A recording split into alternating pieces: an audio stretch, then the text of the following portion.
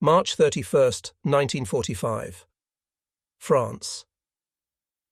Dear Faye, just returned from a grand furlough in London, and your swell letter was a real treat. I'm sorry to hear you had been sick, Faye, but I'm sure that by this time you must be back to normal and enjoying yourself as much as possible in these days of war. Though I'll have to admit the way it's going now, anything could happen. It's hard to believe that the Rhine is so far behind the line these days. This damn war has been going so long that when it finally does end, I won't be able to believe it. I know how hard it is for you to realize Skip is gone, and how hard it must be to forget. I don't think things always happen for the best. They just happen, and we have to try to adjust ourselves accordingly. Perhaps we can console ourselves in that he is in a happier place, where there is always peace and not the misery and horror of a crazy world at war. I'm afraid that the telegram is official. The chaplain does write the family, but it does take time. It's hell to think Skip's mother is still hoping. His personal things are also to be sent home by the chaplain. I'm sure that in time they will arrive. Well, Faye, I'll close for now. I'm getting along great in spite of this GD life. You needn't worry about haunting me. I'll come to Kenmore, if anyone or anything ever does. Love, Don Allied forces were pushing deeper into Germany. On April 2nd, we were trucked to the west side of the Rhine River to act as blocking backs for any major escape attempts out of the Ruhr region. We were positioned in various villages, watching with interest as German citizens worked on their war-damaged properties rather than flee. In a village named Dormagen, Lieutenant Harry Welsh was looking for someone to check on a factory on the Rhine where it was rumoured German soldiers might be holed up. I said I'd go. I went out with a rifleman, Ralph Orth, about noon. We worked our way through the large building, finding nobody. On the way out, we were walking through the yard area. At times like this, you couldn't help thinking, after surviving all the tough stuff, if your number would come up on something simple like this. As I'd written beneath, I'm a fugitive from the law of averages, which isn't good. Hey, Orth, I asked, how long's it been since you fired that rifle? I don't know, Sarge. A long time, I guess. I pointed to a stack of railroad rails about 50 yards away. Why don't you fire into that stack? He aimed and fired, then immediately yelled, I'm hit, and crumbled to the ground. What the hell? At first I thought he was joking. Then we realized he'd been hit by a fragment of his own bullet that had hit a steel rail and ricocheted. It had penetrated his kneecap. Thanks, Sarge, he said, his look of fear suddenly replaced by a smile. You just earned me a ticket home. Our life now was not day-to-day combat, but mop-up duty. Patrols here and there to check for enemy soldiers holed up in various places. Remember this, Spears once told us. No prisoners, shoot 'em all. One night we crossed the Rhine to check for Krauts in some building, and finding none, were returning when machine gun fire hailed down on us. We were still about 50 feet from the shore. It was a mad rush for the bank, but none of us got hit.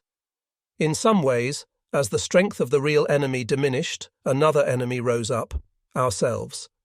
Sometimes it was serious, some guy getting drunk and killing another guy, other times just some alcohol-fueled hijinks, like the night I showed up at the company headquarters, soaking wet from having jumped into the Rhine in the middle of the night, fueled by the strangest booze I've ever had. They told me it was schnapps. It turned out to be wood alcohol, probably 200 proof, and it locked up my respiratory system like a frozen block on a pickup. I couldn't breathe. I started flailing my arms in anguish, which only heightened the laughter from the guys around me. But Floyd Talbert realized I was in trouble. He threw me down on a cot and jumped on my chest. My breathing started again. Once recovered, I picked up a bottle of the stuff, poured it in an ashtray, and dropped a match in it. The flames leapt into the air like a homecoming bonfire. Several nights later, I was lying in my bunk and broke out into a deep sweat, followed by chills, back and forth. Finally, our medic, Eugene Rowe, came and took my temperature. We're getting you the hell out of here, Malark. Nobody in Easy had spent more consecutive days in combat than me. I didn't want the streak to end because I had a piddly case of the flu. I'm getting spares, said Roe. Roe, Shut up, Malark. You're sick. He got Captain Spears, who did a quick assessment and ordered me to a hospital. We're pulling out in the morning, Malark. You're not fit to come. Get well and rejoin us for the victory celebration in Hitler's place in the mountains.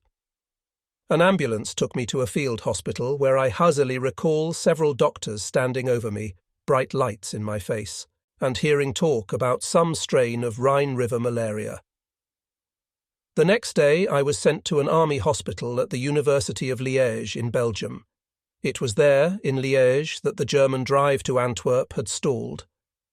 I was assigned a bed abutting a windowed outside wall, directly across from a platoon sergeant from the 28th Division.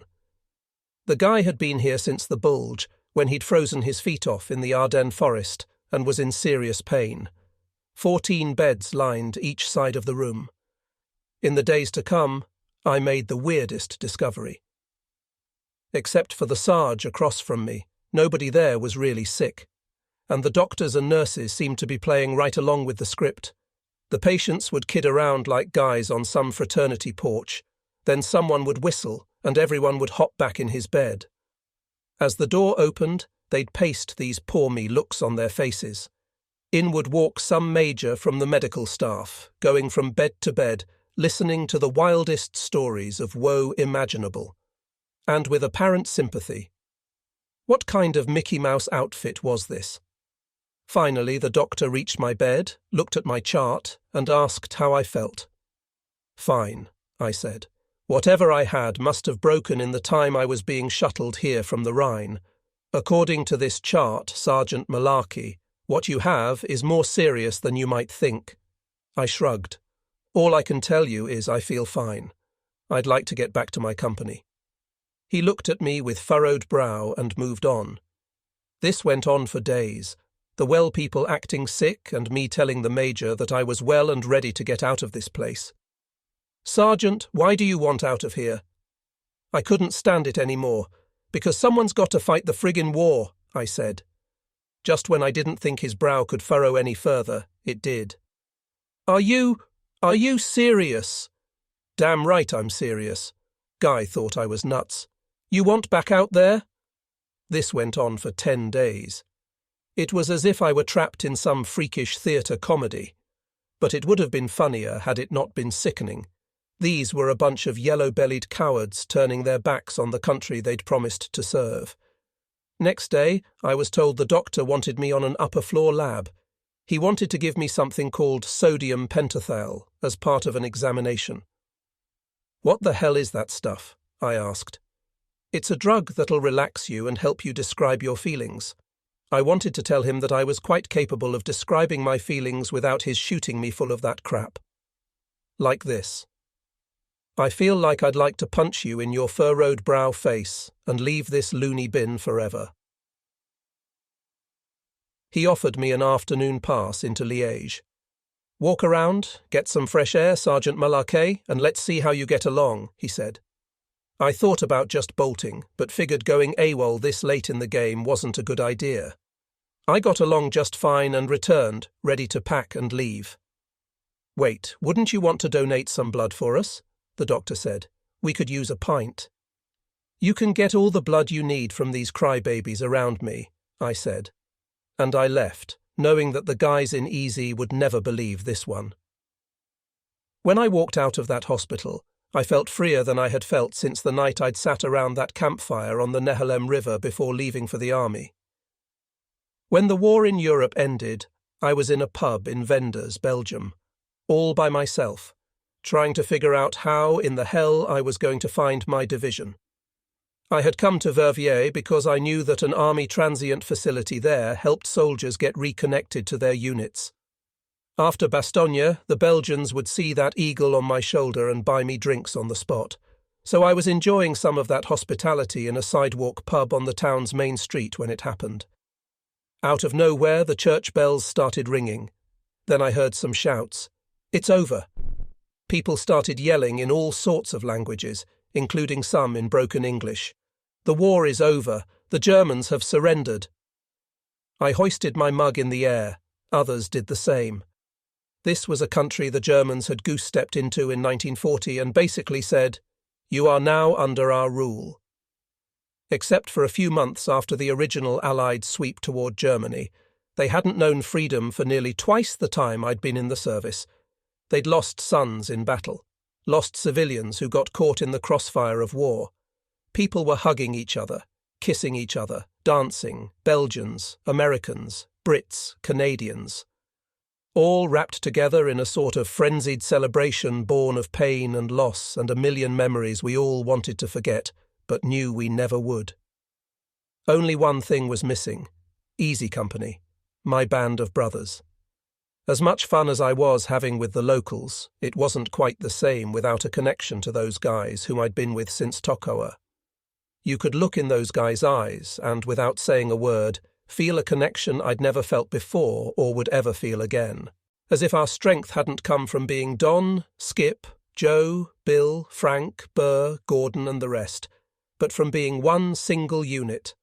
Not perfect, hell, far from it, but absolutely committed to one another amid our imperfection, and to doing whatever it took to win this war. Shortly after, as if I'd had a prayer answered, I looked through the window and saw him. Frank Perconte, a first platooner in Easy Company, a good-looking Italian from Chicago. I'd last seen him in the snow of Bastogne, bleeding badly from the neck, not thinking he was going to make it. "Malark? Perconte, you old son of a... Let me buy you a drink or a dozen." "I wasn't sure you'd even made it," I said. "You okay?" "Just a scratch." Turns out he was headed back to rejoin the company after recovering in England. Somehow, just having one Easy Company guy there made all the difference. And the day only got better when a trolley rolled up out front, and there, perched on top, was someone familiar to us both, Burr Smith. He too was returning after a wound at Bastogne. The three of us locked arms around each other. "This is it, boys," said Smith. "We're going home." Dreaming of Wild Blackberries, Germany, Austria, May 9th, 1945, mid-June 1945. Home was never quite as close as we'd think. After we'd caught up with Easy Company in Saalfelden, Austria, in mid-May, all of us were packing our bags and heading for the nearest ship back to the States, at least in our minds. But then you'd start hearing the name of a place that none of us had given much thought to. Japan. War in Europe was over, yes, but many in the 101st might be shipped to the Pacific. There was talk of an invasion of the Japanese mainland. Your future depended on your points, which were based on months of active duty, campaigns, medals, and whether you were married. I was 5 or 10 short from a ticket home. Where was Bernice when I needed her? I'd written her in May, when hearing that those going to the Pacific would get 21 days of leave in the States before shipping out. For 21 glorious days will make up for the almost 3 years of hiatake and loneliness, I wrote. I wanted to marry her as soon as possible. Perhaps, I wrote, it would be wiser to wait till the war is over and I have some sort of a decent job, but I don't know if it pays to be wise. By the time Perconte and Smith and I rejoined the guys, the division had captured Hitler's famed Eagle's Nest at Berchtesgaden, Germany. Yeah, we'd missed that fun, including Hitler's private wine cellar, but plenty of good times were still to be had. After Saalfelden, we moved on to Kaprun, Austria, where we were housed in knotty pine duplexes, formerly occupied by German engineers. The city of Zell am See, between Kaprun and Saalfelden, was a jewel nestled in the Alps. There we swam, boated, and simply soaked in the kind of warmth that, in Bastogne, I'd forgotten existed. We were no longer a combat outfit, but an occupation force. To the winner goes the spoils, so goes the saying, and so went Easy Company. First to reach Hitler's much ballyhooed Eagle's Nest perch high in the Alps, my buddies had cashed in big time with souvenirs and also ransacked the personal train of Hermann Göring, the Nazis' second-in-command. Most of the good stuff was gone by the time I arrived, but I still found ways to get some wonderful mementos. Few were more ambitious with souvenirs than Alton Moore, the guy who'd somehow found a way to get that motorcycle and sidecar on the LST back in Normandy. He had come out of the Eagle's Nest with 2 of Hitler's picture albums showing him meeting with foreign delegations. One of the privates in the platoon came after me one day, telling me of a confrontation between Moore and a company officer who was demanding the albums. Alton threatened the officer, who in turn threatened a court-martial. I went to Winters at battalion to defend Moore. Winters listened, then said, "Come with me, Don." He took me down to his jeep driver and said to him, "Take Sergeant Malarkey back to his quarters and return with Private Moore and all his gear." Somehow this didn't seem right. Moore hadn't done anything wrong. But Winters, as always, was one step ahead of us. He made Moore his personal jeep driver, a sort of shot across the bow to the company officer. Moore was always thinking.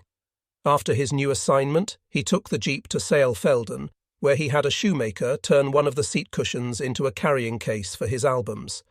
He carried it with him at all times. Meanwhile, Don Moon, in the interest of being well fed, became a waiter in the officers' mess. And more important, kept his ears wide open when he was serving the brass so he could pick up all the latest information on what Easy Company's future held. Moon heard that if you were going to Japan, you'd get a 30-day furlough in the States, then would have to report back for duty. Not me. I'd all but made up my mind. If that was the case, I was going to go home, period. If the army wanted me in Japan, they'd have to come get me. And I wouldn't tell them which bend in the Nehalem River I'd be fishing.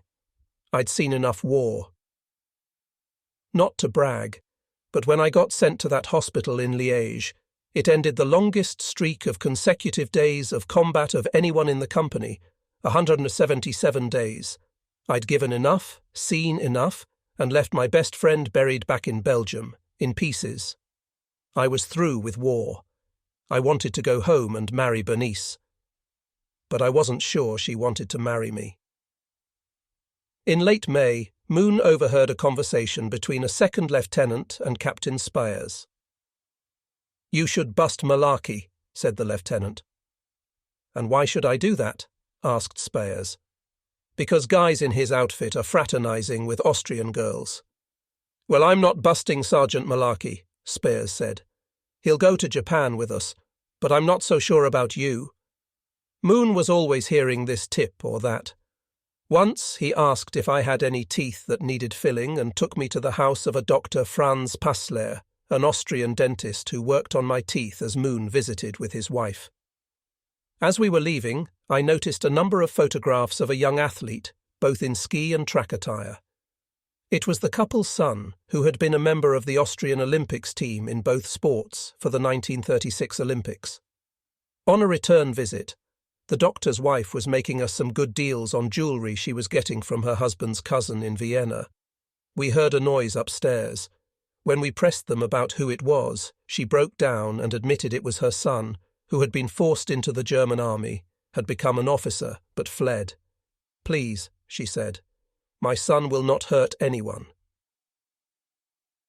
The deeper we'd gotten into war and into Germany, the more we'd realised that their soldiers weren't much different than ours. I was serving my country when asked. They were only doing the same. I looked at Moon. He looked at me. We moved to the hallway to talk in private, then returned to where Mrs. Passler was standing. "Son?" I said. "What son?" And we left, never regretting not reporting him. Over, yes. But that didn't mean all was bliss. Guys who'd survived a year of war were getting killed in car wrecks, starting to lose their edge of discipline. James Alley and a bunch of others got busted for being drunk. One night, some replacement guy in our company got liquored up and killed a couple of German soldiers at a patrol spot on a road. The Twen platoon fanned out to find this guy, who was loose, drunk, and brandishing a gun. Set Chuck Grant flushed him out of a building and brought his arm up under the guy's hand to dislodge his gun. It went off, the bullet going through Grant's head. Blood streamed down his face, around his ear and down his neck. Grant was still alive, but barely. We got Chuck to the hospital, and the German doctor who examined him said it was useless. He'd die from the shock of the operation. At that point, Hank Hack Hansen went berserk, pulling a gun on the dock. Hansen was Grant's best friend. "Save him or I'll kill you," he said, jamming the gun to the guy's head. "Save him." The doctor reconsidered. He came out hours later and said the patient was still alive. The doctor was amazed. "Toughest man I've ever seen," he told us in broken English. Our manners toward the doctor improved after Chuck recovered. In fact, in June, Captain Spires organised a company banquet at a low-level ski lodge to honour the man for saving Chuck's life. I wound up sitting next to the doctor. He told me he'd never seen anyone so far gone survive. During the dinner, he leaned over to me and in broken English said, "By the way, do you think that man would have shot me?" I didn't hesitate in my response. Yes. I nodded. I think he would have. I really do. The man looked at me and nodded his head slightly. Please thank him for pulling the gun on me. One day, a few of us took a ski lift to the top of a mountain. 6 months earlier, I'd been curled up in a ball in a frozen foxhole in the darkness of a forest, trying to come to terms with the death of my best friend. Now, I was looking out at a vista like none other I'd ever seen, white-capped peaks stretching forever, sharply contrasting with a sky that couldn't have been painted any bluer. It was summer. A slight breeze cooled us. Looking east, you could see Germany and imagine where we'd been.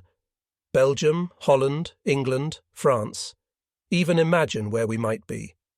Across that giant puddle between here and America, where I'd be going to see 2 special women, my girl Bernice and Skip's girl Faye. Then on to Oregon. I wanted to marry Bernice, then get into some sort of foreign trade business, thinking that would be a good future because of America's new and hard-earned power in the world. But I continued to have doubts about my future with Bernice. On June 6th, the 1-year anniversary of D-Day, I wrote to Bernice and suggested that perhaps she'd outgrown me. She was aspiring to be a famous singer. I'm still and always will be an ordinary sort of guy. Because of that, I'm now skeptical as to whether we'll get married. The smartest thing you could do would be to grab some rich young bachelor. It's going to be a long, hard road with me, darling. I know it. I really don't have any right to ask you to marry me. All I have to offer you is love. In previous letters, she'd encouraged me to write a book about my war experiences. You flattered me so much I'm bewildered, I wrote. But right now I'm not capable of writing anything. I have been deeply hurt, and the wounds won't heal for a while. I was referring to my status within Easy Company, how someone had tried to get me busted out, how everything had changed since I'd gone into the hospital, some new leadership, some new fears.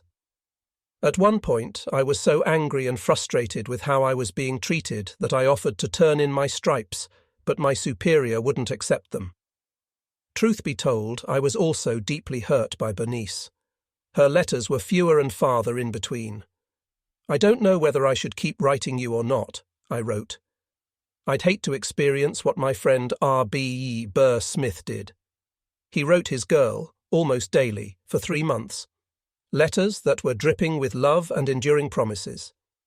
He hadn't heard from her for some time and credited the lapse to the fact that he had been hospitalized for a while and as a result his mail delayed.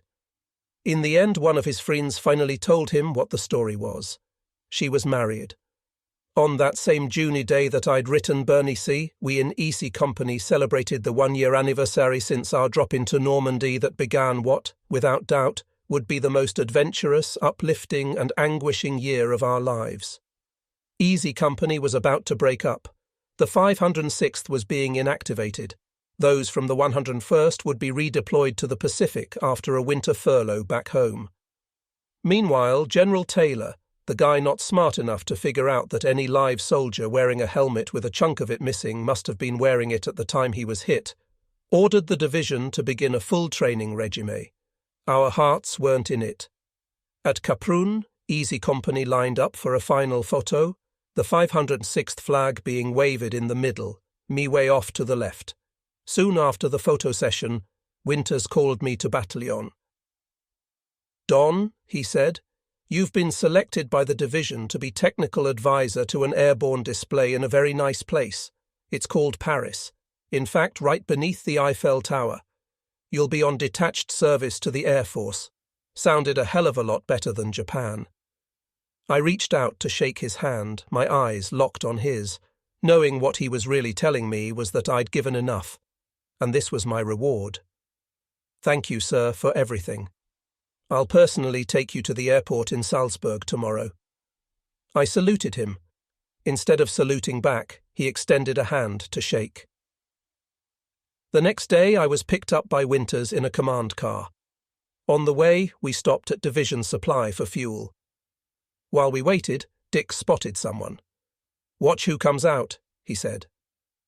In a moment, there was Sobel, who was now a supply officer for the regiment. Sobel noticed me first, not Winters. He looked at me with furrowed brow. "You Malarkey?" he said. I nodded as he looked at my uniform. He'd left me as a private. I was now a platoon sergeant. He said. "Looks like you've done some things since I last saw you." Until then, our last interaction by letter had been regarding a motorcycle and sidecar taken from Normandy. Winters cleared his throat. "Don't you salute a superior officer?" Sobel realized who it was and froze.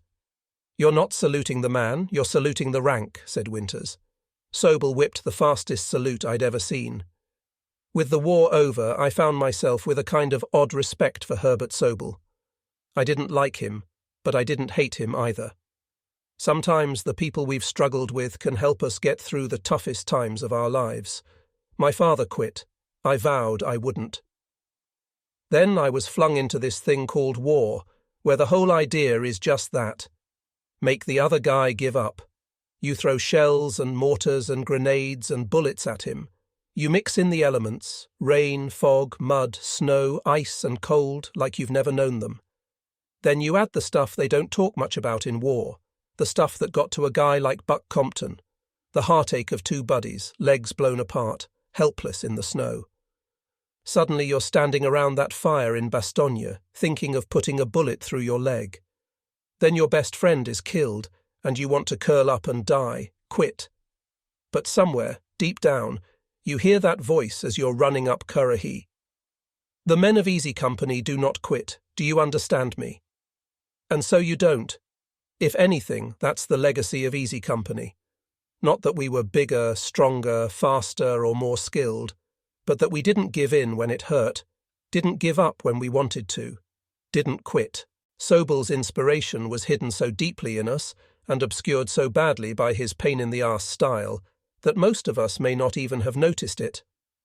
But despite his cruelty, he did manage to develop in us an esprit de corps that's never left us, a bond born of going through hell for the SOB. Winters, the man now driving me away from this war, was the best damn leader I've ever known, though it took me decades to tell him that. Those two men, and the bonds with every man around us, made the band of brothers what we were. Winters nodded at Sobel, the two exchanging a hint of respect, then pulled away. I rolled down my window, leaned my head back, and, smiling, imagined the smell of late summer blackberries in Oregon. The War That Never Ends, New York. Oregon, November 29th, 1945. Present officially. I parted ways with Uncle Sam on November 29th, 1945, at Fort Dix in New Jersey. I was given my back pay, my craps earnings, and asked if I had claims to make against the US government. No, our slates were clean. They'd thrown me together with the greatest group of men imaginable. I'd helped them win a war. In return, I got a certificate of appreciation. Proud to help out, I told the guy who stamped my discharge papers. With a few signatures, the army was suddenly behind me, thanks, of course, to an atomic bomb. After it was dropped in August, more than 3 months before my discharge, the Japanese had surrendered. After about 6 years, nearly 4 of US involvement, World War II was over. By now, soldiers were flooding back home, and I was damn glad to be one of them. I wanted to see 2 people in New York upon my return, but after lots of wrangling in my mind, I realized I had the guts to see only one. Bernice. She and her mother came to see me at Fort Dix shortly before I was discharged. It was a happy reunion, though, as always with Bernice and me, tinged with uncertainty. I checked into the Henry Hudson Hotel. I fell asleep in America for the first time in more than 3 years as a civilian again. The Hudson was no Astor hotel, but you spend enough nights in a foxhole or a hen house, and anything that's soft, roomy, and doesn't smell like chicken manure makes you feel like a king. I slept well. In the days and nights to come, Bernice and I did a bunch of fast-paced catching up, her singing with the Phil Spitalny all-girl orchestra, my time in post-war Paris, her practice schedule, my plans to fly back home, her family, my family or what was left of it, given Grandma Malaki's death and my father's continuing funk. Bernice and I spent 3 days together, going to clubs, running errands, including getting my craps money in a bank, talking about the future, our future. "Why don't we look at engagement rings?" I asked. She hesitated. "There's plenty of time for that, Don. Why don't we wait a bit, let you get back home and get unpacked?" I agreed. Meanwhile, I realized that with Bernice busy with singing practice and performances, I could make a quick trip north to Kenmore, New York, and keep my promise to Faye. We'd talked about it in letters we'd exchanged since Skip's death. Yes, I needed to do that, but when I arrived at Grand Central Station, I couldn't get on that train. Looking back, it'd be funny if it weren't so sad. I'd just survived World War II, but I couldn't go to my dead friend's fiancée like I'd promised her I would. It wasn't that I was afraid of all the emotions that my visit would unleash, what with both of us thinking the world of a guy who was now just a picture on her mantel. And it wasn't that I didn't want to see her. Hell, I wanted to see her in the worst way. That was the problem. After listening to Skip talk about Faye for a couple of years, and after writing her back and forth after his death, I felt that I knew her almost as well as I knew Bernice. Plus, in some strange way, I suppose I thought being with her would somehow bring a little bit of Skip back. To be blunt, what kept me from going to see Faye Tanner was that I was convinced that if I met her, I'd fall in love with her right on the spot. And I couldn't do that to Skip. It wouldn't be fair to take a guy's girl when he wasn't even around to fight back, especially when that guy was the best friend you'd ever had.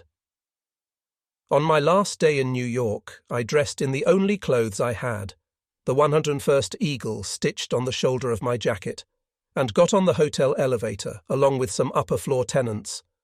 Across the elevator stood a distinguished-looking man, a mink muffler wrapped around his neck, holding a jewelled umbrella and wearing a Homburg. After looking at me, he quickly removed his hat. "Sergeant," he said, "I salute you," and did so. He looked vaguely familiar, but I couldn't place him. I just nodded a thanks, feeling a bit embarrassed. He got off on the next floor. "You must be something special," said the woman next to me. "I ride the elevator with him every day, and he's never removed his hat for anyone." "Who in the hell, who is he?" I asked. "That is the premier tenor of the New York Metropolitan Opera, Mr. Lauritz Melchior." Nobody asked who I was, which is just as well. After being saluted by one of the finest voices in the world, my buttons were about to pop. Only later would I learn why seeing my 101st Airborne patch had meant so much to him. I'd forgotten. Melchior was Danish. The Germans had occupied his homeland for 5 years. Incidents like that made a guy feel good. I remember another one involving another famous person, General Patton.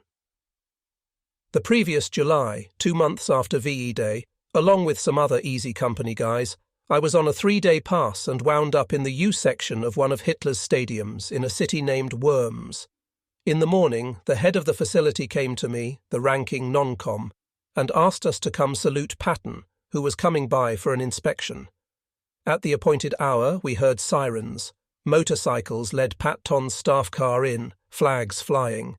His car stopped. I called our group to attention. Patton looked us over and said something about the 101st Airborne Division I'll never forget. If I had 2 divisions of you bastards, I would have had the Germans blowing straws up their asses by Thanksgiving, and you would have been home by Christmas. Maybe so. Instead, we'd fought nearly 6 more months of war, which, in retrospect, had soured Bernice on any future we might have. She had a career to launch. I had a war to fight. The two proved to be giant obstacles. In New York that day, I kissed her goodbye. She couldn't believe that the Lauritz Melchior had paid me such respect, with the understanding that I'd be back. But I think we both wondered if that would really happen. Airlines were booked for weeks. Soldiers were trying to get home. It was Christmas time. I took a train. In Portland, I was met at the station by my aunts and uncles and cousins. A cousin, Hugh, ran at me full tilt, eyes full of tears, catching me by surprise. "I thought you'd never get home, Donnie," he said, then wrapped me in a bear hug.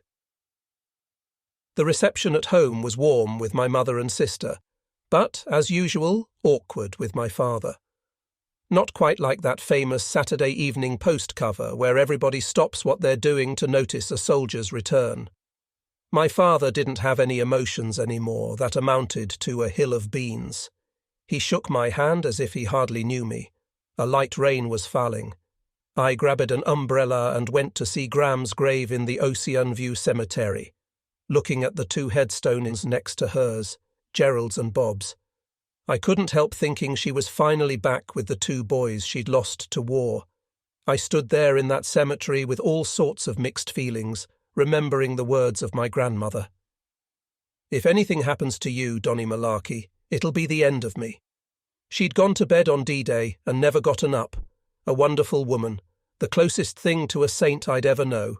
But I hope she died knowing I'd kept my end of the bargain. I'd stayed alive. And though nobody gave a hoot about it but me, in a strange way I'd also kept my deal with my uncles, who I somehow imagined being proud of me. I'd brought home a P38 pistol, not a Luger. It didn't matter. We, the Malarkey boys, we made it. Above, a squadron of seagulls flew by. In the distance, the Pacific Ocean crashed ashore, and smelling the salt air, I was reminded how much I loved the wildness of this state. The last beach I'd seen, Utah Beach, was strewn with the litter of war. I'm not one of these guys who prays all the time, but in war I'd prayed lots. And in that cemetery I thanked God for the answers, even if they weren't all quite what I'd wanted. Later, at the Liberty Grill, I scarfed down a hamburger steak and mashed potatoes, catching up with Bernice's folks between bites. It's not like heads turned whenever someone in Astoria saw Don Malarkey home from the war, but I'd been the only paratrooper from Clatsop County. They'd read about the Screaming Eagles, and so it wasn't surprising to have someone buy me a meal now and then. After dinner, I drove to the top of the hill that Astoria is chiselled into, above the old house on Kensington, and looked west to the mouth of the Columbia River where it empties into the Pacific. I thought of Bernice, how she could be standing in a building in New York and look east and see the harbour that empties into the Atlantic. It reminded me how much distance there was between us. If we were to marry, would she, a New York City singer who wanted to sing internationally, be happy back here in Oregon, where even Portland, the state's largest city, was backwoods in the eyes of the Big Apple? And what about me?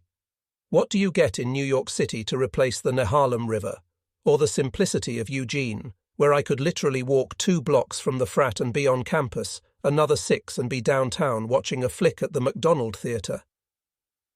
Somehow I was afraid that distance between us was just too much.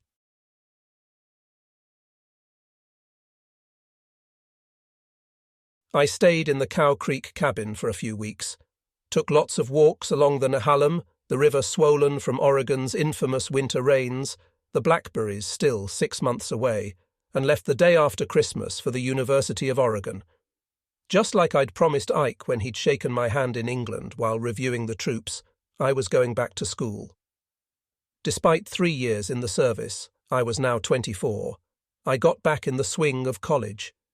It wasn't as if there weren't a few other GIs in their mid-20s doing the same thing. But every now and then I was reminded that everything wasn't the same. Sure, I still had the zest for fun. Still loved to sing the big band songs. Still liked an occasional drink. But I'd been to war, and coming home you can't just check it at the door like a hat or a coat. I'd see or hear things that would suddenly bring it all back. A combat movie at the McDonald's. The eyes of some freshman who reminded me of that 16-year-old German kid I'd shot in Foy. The backfire of a truck. Once, on 13th Street, that happened, and I literally dove for cover because it was still so ingrained in me. Every now and then I'd wake up tangled in my blankets and sweating like a pig, sure some German soldier had just popped out from behind those skinny firs in Jack's Woods and jammed a bayonet in my gut. Or those bloody legs of toys and guarneras in the snow. But would you tell anyone about this stuff back then? Hell no, even though, when you're sleeping in a fraternity sleeping porch, it's hard to hide thrashing around like that. I'd served 30 days of combat in Normandy, 78 in Holland, 39 in Bastogne, and 30 in Haguenau.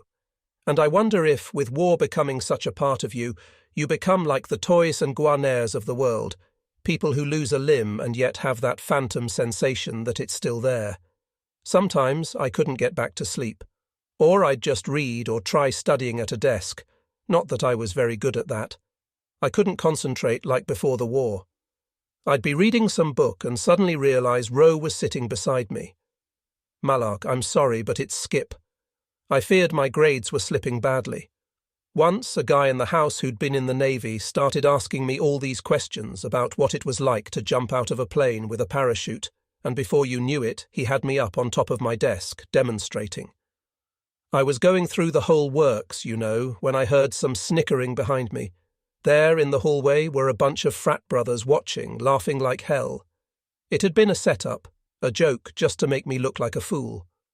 At the time, I wasn't laughing. I remembered after Skip had died and how I'd wanted to write to Faye, but the government wouldn't allow it. I was told I couldn't write her until they were certain enough time has elapsed. Just how much time is enough? Outside, I was Joe College. Inside, I was still Sergeant Don Malarkey. One day, I took out a photo of Easy Company and a black felt pen. Starting in the front row, left to right, and going upward in rows, I looked at every man in that photograph. 117. For some reason, I marked KIA on the chests of those who'd been killed in action and SWA on the chests of those who'd been seriously wounded in action. There were 35 KIAs and 61 SWAs. That left fewer than 24 of us with clean chests, and, for that matter, clean consciences because of survivors' guilt. Which is why I'd look at that picture and feel the tears coming on nearly every time. In March, I had a call from Bernice. She was in Astoria, visiting her folks, who liked the idea of their daughter maybe marrying a hometown boy. I agreed to take a bus to see her. Her mother was cordial to me, but her dad was cool to me, as if he knew a wedding between me and his daughter wasn't to be. We all ate at the Liberty Grill, and then Bernice and I drove her family's Pontiac upriver to a hill overlooking Tongue Point, where plenty of neckers were fogging up the windows. We'd been up there plenty of times, but tonight it was different. We looked out at the Navy ships anchored on the Columbia below. There was lots of awkward silence. "Bernice," I finally blurted out, "I'm too damn mixed up to even think about getting married, much less going to New York." She understood. In some ways, I think she was relieved. We parted friends, this time for good. I thanked her for all the letters that had been morale boosters for me during the war. "You helped me keep my sanity," I said, or at least part of it. I returned to Eugene for whatever was in store for me there, and Bernice returned to New York and her first love, her singing career. Come summer, I moved to Portland to work at Monarch Forge and Machine Works, where I'd worked before the war.